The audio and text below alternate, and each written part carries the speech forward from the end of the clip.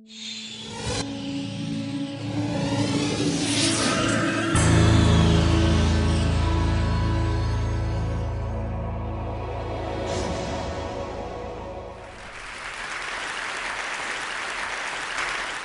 want to talk to you about something kind of big. We'll start here. 65 million years ago, the dinosaurs had a bad day.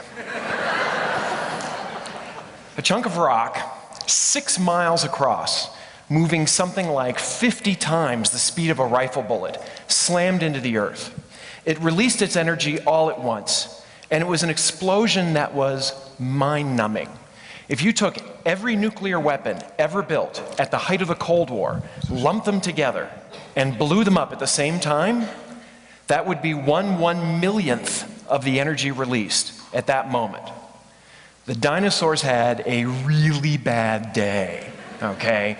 Now, 6 Mile wide rock is very large. We all live here in Boulder. If you look out your window and you can see Long's Peak, you're probably familiar with it. Now, scoop up Long's Peak and put it out in space. Take Mount Meeker, lump that in there and put that in space as well. And Mount Everest, and K2, and the Indian Peaks. And you're starting to get an idea of how much rock we're talking about, okay? We know it was that big because of the impact it had and the crater it left. It hit in what we now know as Yucatan, the Gulf of Mexico. You can see here, there's the Yucatan Peninsula, if you recognize Cozumel off the east coast there. Here is how big of a crater was left. It was huge. To give you a sense of the scale, okay, there you go. The scale here is 50 miles on top, 100 kilometers on the bottom. This thing was 300 kilometers across, 200 miles. An enormous crater that excavated out vast amounts of earth that splashed around the globe and set fires all over the planet, threw up enough dust to block out the sun. It wiped out 75% of all species on Earth. Now, not all asteroids are that big. Some of them are smaller. Here is one that came in over the United States in October of 1992. It came in on a Friday night. Why is that important? Because back then, video cameras were just starting to become popular, and people would bring them, parents would bring them, to their kids' football games to film their kids playing football. And since this came in on a Friday, they were able to get this great footage of this thing breaking up as it came in over West Virginia, Maryland, Pennsylvania, New Jersey, until it did that to a car in New York. Now, this is not a 200-mile wide crater, but then again, you can see the rock, which is sitting right here, about the size of a football, that hit that car and did that damage. Now, this thing was probably about the size of a school bus when it first came in. It broke up through atmospheric pressure, it crumbled, and then the pieces fell apart and then did some damage. Now, you wouldn't want that falling on your foot or your head, because it would do that to it. That would be bad, but it won't wipe out, all life on Earth, so that's fine. But it turns out you don't need something 6 miles across to do a lot of damage. There is a median point between tiny rock and gigantic rock. And in fact, if any of you have ever been to near Winslow, Arizona, there is a crater in the desert there that is so iconic that it is actually called Meteor Crater. To give you a sense of scale, this is about 1 mile wide. If you look up at the top, that's a parking lot, and those are recreational vehicles right there. So it's about 1 mile across, 600 feet deep.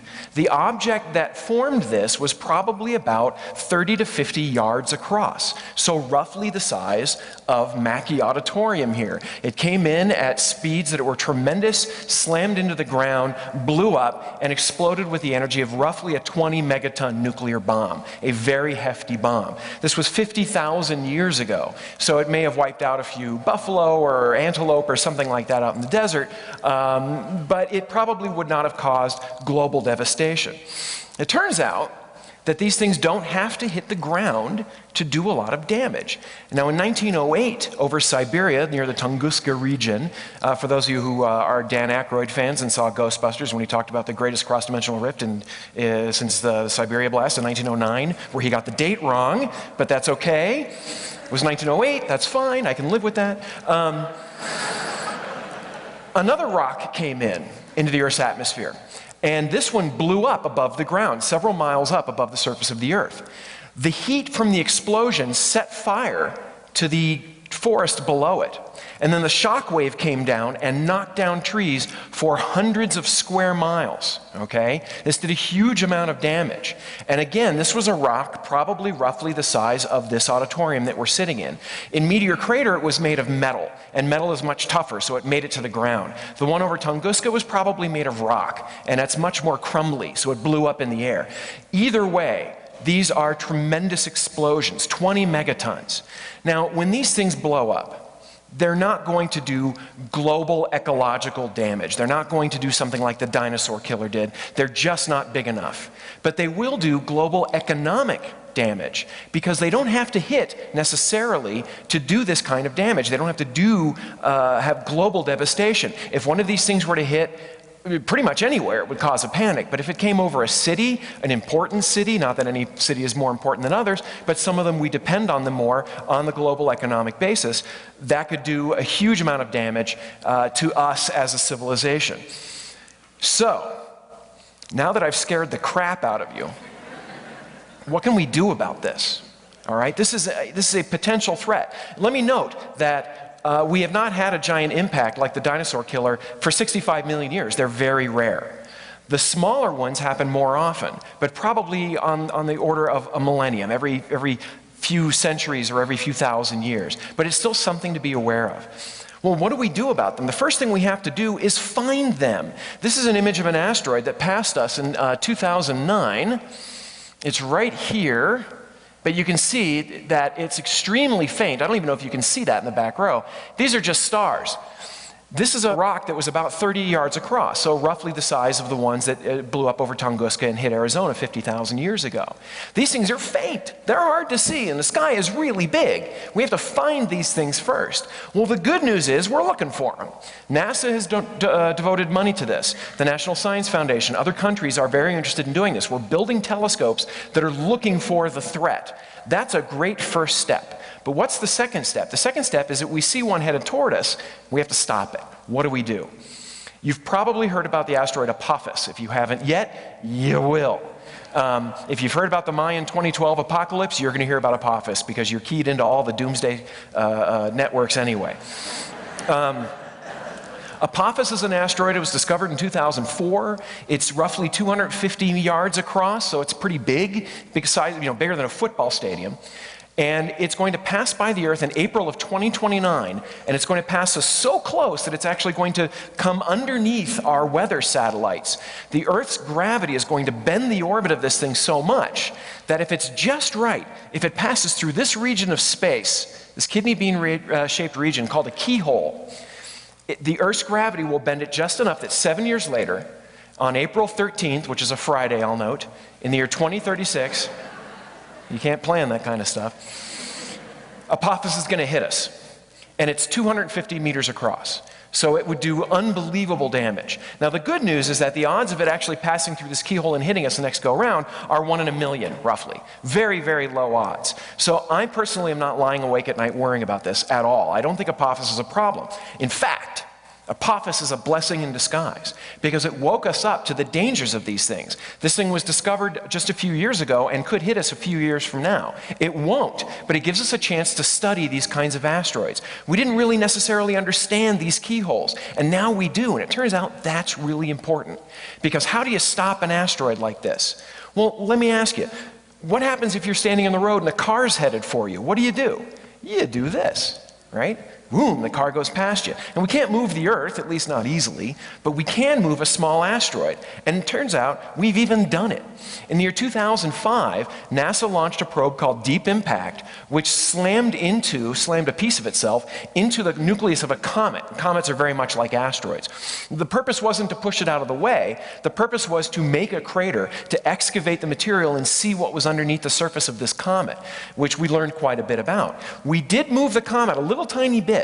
Not very much, but that wasn't the point. However, think about this. This thing is orbiting the sun at 10 miles per second, 20 miles per second. We shot a space probe at it and hit it. Okay, imagine how hard that must be, and we did it. That means we can do it again. If we see an asteroid that's coming toward us and it's headed right for us and we have 2 years to go, boom, we hit it. You could try to, if you watch the movies, you might think about, why don't we use a nuclear weapon? It's like, well, you can try that, but the problem is timing. You shoot a nuclear weapon at this thing, you have to blow it up within a few milliseconds of tolerance, or else you'll just miss it. And there are a lot of other problems with that. It's very hard to do. But just hitting something, that's pretty easy. I think even NASA can do that, and they proved that they can. The problem is, what happens if you hit this asteroid, you've changed the orbit, you measure the orbit, and then you find out, oh yeah, we just pushed it into a keyhole, and now it's going to hit us in 3 years. Well, my opinion is, fine, okay? It's not hitting us in 6 months, that's good. Now we have 3 years to do something else. And you could hit it again, that's kind of ham-fisted. You might just push it into a third keyhole or whatever. So you don't do that. And this is the part, it's the part I just love. After the big macho, bam, we're going to hit this thing in the face, then we bring in the velvet gloves. There's a group of scientists and engineers and astronauts, and they call themselves the B612 Foundation. For those of you who've read The Little Prince, you understand that reference, I hope. Little Prince who lived on an asteroid, it was called B612. These are smart guys, men and women. Astronauts, like I said, engineers. Rusty Schweikart, who was an Apollo 9 astronaut, is on this. Dan Durda, my friend who made this image, works here at Southwest Research Institute in Boulder on Walnut Street. And he created this image for this, and he's actually one of the astronomers who works for them. If we see an asteroid that's going to hit the Earth and we have enough time, we can hit it to move it into a better orbit. But then what we do is we launch a probe that has to weigh a ton or two. It doesn't have to be huge, a couple of tons, not that big. And you park it near the asteroid. You don't land on it, because these things are tumbling end over end. It's very hard to land on them. Instead, you get near it. The gravity of the asteroid pulls on the probe, and the probe has a couple of tons of mass. It has a little tiny bit of gravity, but it's enough that it can pull the asteroid. And you have your rocket set up so that you can barely see it here, but there's rocket plumes, and these guys are connected by their own gravity. And if you move the probe very slowly, very, very gently, you can very easily finesse that rock into a safe orbit. You could even put it in orbit around the Earth where we could mine it, although that's a whole other thing. I won't go into that. But we'd be rich.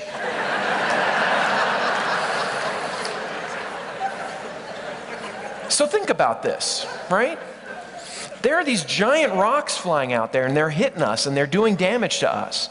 But we figured out how to do this, and all the pieces are in place to do this.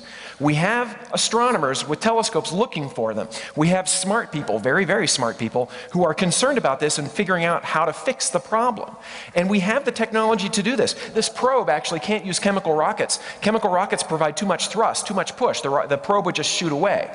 We invented something called an ion drive, which is a very, very, very low thrust engine. It generates the force a piece of paper would have on your hand. Incredibly light, but it can run for months and years, providing that very gentle push.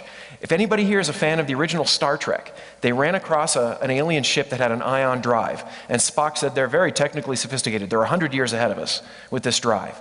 Yeah, we have an ion drive now. We don't have the Enterprise, we got an ion drive now. Spock.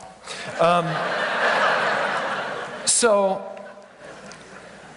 that's the difference. That's the difference between us and the dinosaurs. This happened to them.